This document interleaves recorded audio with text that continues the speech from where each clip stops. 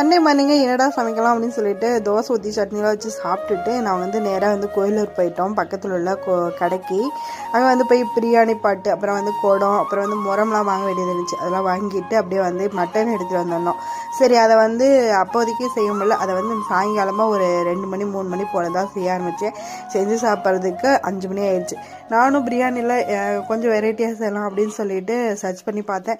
எல்லா வெரைட்டியாக வருது. ஆனால் வந்து எல்லாத்துக்குமே மாற்றி மசாலா காம்பினேஷன் வருதா, அதுக்காக எல்லாத்தையும் கலந்து ஒரு மசாலா ரெடி பண்ணி நம்ம செஞ்சிருவோம் அப்படின்னு சொல்லிட்டு பிரியாணி தான் செஞ்சுருந்தேன். இதில் போடுற மசாலா எல்லாமே நானாக யோசித்து நானாக வந்து நான் பார்த்தல அந்த இன்க்ரீடியன்ஸை வச்சு அப்படியே வந்து ட்ரை பண்ணேன். செம்ம சூப்பராக வந்துருந்துச்சு. பிரியாணி வந்து அந்த கொத்தமல்லி, புதினா, பச்சை மிளகாய் 2 சேர்த்து அரைச்சிட்டேன். அது வந்து வெங்காயம் இஞ்சி பூண்டு கூடயே நம்ம அரைச்சிருக்கணும், அது மறந்துட்டேன். அதுக்கப்புறம் பிரியாணி செஞ்சு சாப்பிட்டுட்டு குளிச்சுட்டு தான் வந்து சாப்பிட்டோம். செம்ம சூப்பராக இருந்துச்சு. நீங்களும் ட்ரை பண்ணிங்க பாருங்கள். பிரியாணி இஸ் எ எமோஷன் அப்படின்னு சொல்லிட்டு அன்னபூர்ணி படத்தில் நயன்தாரா மேம் சொல்லியிருப்பாங்க. இந்த ஞாபகம் பிரியாணி